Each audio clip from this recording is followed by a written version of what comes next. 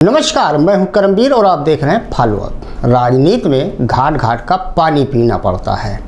अब यही पानी महाराष्ट्र के मुख्यमंत्री एकनाथ शिंदे अयोध्या के सरयू घाट पर पी रहे हैं। वजह कुछ यूँ है कि अगले साल देश में आम चुनाव है और अगर मोदी को लगातार तीसरी बार प्रधानमंत्री पद की शपथ लेनी है तो उन्हें उत्तर प्रदेश के बाद सर्वाधिक 48 लोकसभा सीटों वाले महाराष्ट्र में बेहतर प्रदर्शन की दरकार होगी, जो कि हाल फिलहाल उद्धव गुट के शिवसेना के साथ नजर आती है। बस इसी सियासी धनुष की प्रत्यंचा को कसने और तीर निशाने पर लगाने के इरादे से शिंदे उप मुख्यमंत्री देवेंद्र फडणवीस सहित पूरे लाव लश्कर के साथ अयोध्या में एक पूरा दिन बिताकर महाराष्ट्र में हिंदुत्व और उत्तर भारतीयों के बीच किसी करिश्मे की जुगत में हैं, जिससे कि दिनों दिन बीजेपी और शिवसेना शिंदे गुट की डावाडोल हो रही स्थिति को राम नाम की संजीवनी मिल सके। शिंदे के सियासी सफर का सारा दारोमदार 2024 के लोकसभा नतीजों पर भी टिका हुआ है। शिंदे अगर इसमें चूके तो भाजपा उनकी कुर्सी के चूल्हे भी हिला सकती है, जिसे शिंदे बखूबी जानते भी हैं। इसकी एक वजह यह भी है कि मराठी मानुस में अब भी कहीं ना कहीं उद्धव ठाकरे से बगावत कर बीजेपी की गोद में बैठने वाले एकनाथ शिंदे को लेकर कोई खास लगाव नहीं दिखता। इसीलिए एकनाथ शिंदे बाकायदा तीर धनुष के साथ बाला साहब का गुणगान अयोध्या की धरती से करते हैं। वैसे अयोध्या यात्रा से पहले मराठी राजनीति के एक और छत्रप शरद पवार भी सावरकर और अडानी मुद्दे पर संसद की जेपीसी के औचित्य पर सवाल उठाकर बीजेपी को राहत और महाविकास अघाड़ी को सांसद की पुड़िया दे चुके हैं। कुछ उन्हीं के तर्ज पर चलते हुए उनके भतीजे और पार्टी में नंबर 2 की हैसियत रखने वाले अजीत पवार ने भी बीते दिनों मोदी मैजिक वाला बयान देकर कोई नया गुल खिलाने का संकेत दिया है। गौरतलब है कि अजीत पवार भाजपा के इन्हीं देवेंद्र फडणवीस के साथ मिलकर पहले भी कुछ घंटों की सरकार महाराष्ट्र में बना चुके हैं।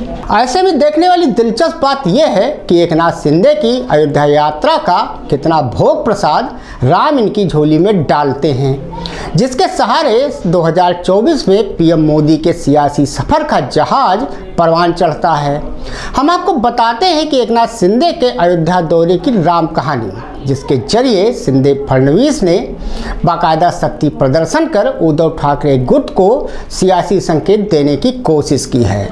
उद्धव ठाकरे की शिवसेना से अलग होकर बीजेपी के साथ सरकार बनाने के बाद एकनाथ शिंदे बतौर मुख्यमंत्री पहली बार अयोध्या आए हैं। शिंदे और फडणवीस के साथ महाराष्ट्र के 13 सांसद, 45 विधायक, 12 मंत्री समेत 70 शिवसेना नेता हैं।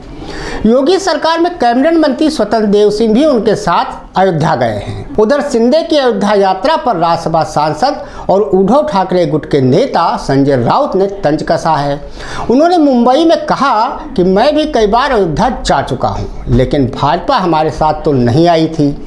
जब बाबरी मस्जिद का मुद्दा हुआ था तब वे यानी शिंदे भाग गए थे और अब गद्दारों की उंगली पकड़कर जा रहे हैं। ऐसे लोगों को प्रभु श्री राम का आशीर्वाद नहीं मिलता है। वहीं काउंटर अटैक करते हुए अयोध्या से ही प्रेस वार्ता के दौरान शिंदे ने महाराष्ट्र की पिछली सरकार पर निशाना साधते हुए पूछा कि पालघर में जब संत की हत्या हुई और नेवी के अधिकारी की पिटाई हुई तो वहां पर किसकी सरकार थी। उन्होंने ये भी कहा कि कई लोग हम पर आरोप लगाते हैं। 2019 में लोगों के दिमाग में जो बात थी, लोगों की अपेक्षा थी कि महाराष्ट्र में शिवसेना भाजपा की सरकार बने, लेकिन स्वार्थ और कुर्सी की लालच में वहां गलत कदम उठाया गया। हमने उसे 8-9 महीने पहले सुधार दिया। यानी इसके माध्यम से शिंदे बताना चाह रहे हैं कि उन्होंने जो कुछ भी किया वो सही था। शिंदे ने हिंदुत्व के कार्ड के साथ ही उत्तर भारतीयों को साधते हुए कहा कि उत्तर भारतीय और महाराष्ट्र के लोग अलग नहीं हैं। महाराष्ट्र भवन के लिए योगी आदित्यनाथ से विनती भी उन्होंने की। वह हिंदू हृदय सम्राट बाला साहब ठाकरे के नाम पर इस महाराष्ट्र भवन का नामकरण करना चाहते हैं। यानी कि शिंदे ने अयोध्या यात्रा के जरिए मल्टी पैकेज राजनीति का ताना बाना बुनने की पूरी कोशिश की है। शिंदे इससे पहले जून 2022 में आए थे, तब वह महाराष्ट्र में उद्धव सरकार में मंत्री थे। दरअसल चुनाव आयोग के नतीजे आने के बाद शिंदे को धनुष बाण चुनाव चिन्ह मिला, इसलिए भी इस यात्रा को धनुष बाण यात्रा कहा जा रहा है। एकनाथ शिंदे के चुनाव चिन्ह के प्रतीक राम की जन्मभूमि अयोध्या में महंत द्वारा नमन किया जाएगा। इस दौरे के बाद दिवंगत शिवसेना प्रमुख बाला साहब ठाकरे के समाधि स्थल पर धनुष बाण ले जाया जाएगा और धनुष और बाण के प्रतीक चिन्ह को पूरे राज्य महाराष्ट्र में प्रचारित किया जाएगा। मतलब बिल्कुल साफ है कि शिंदे इसी बहाने बाला साहब ठाकरे के नाम पर मराठी मानुष में अपनी पैठ बढ़ाने का सपना देख रहे हैं। लेकिन सबसे बड़ा सवाल यही है कि इस दौरे से एकनाथ शिंदे को क्या हासिल होगा। दरअसल मुख्यमंत्री एकनाथ शिंदे और उनके विधायकों ने उद्धव ठाकरे से अलग होने की वजह को लेकर बार बार कहा है कि उद्धव ठाकरे ने कांग्रेस और राष्ट्रवादी कांग्रेस पार्टी में शामिल होकर हिंदुत्व को छोड़ दिया था। शिंदे इस यात्रा के जरिए ये जताने की कोशिश कर रहे हैं कि उद्धव ठाकरे कांग्रेस के साथ चले गए और धर्म के मुद्दे को टाल गए। धनुष बाण बाला साहब ठाकरे का प्रतीक है। वैसे भी शिंदे की शिवसेना को ठाकरे गुट ने विश्वासघाती और भ्रष्टाचार में लिप्त बताया है। उद्धव ठाकरे लगातार कह रहे हैं कि उनकी सरकार में अहम पद दिए जाने के बावजूद शिंदे ने उन्हें और शिवसेना को धोखा दिया। धन्यवाद।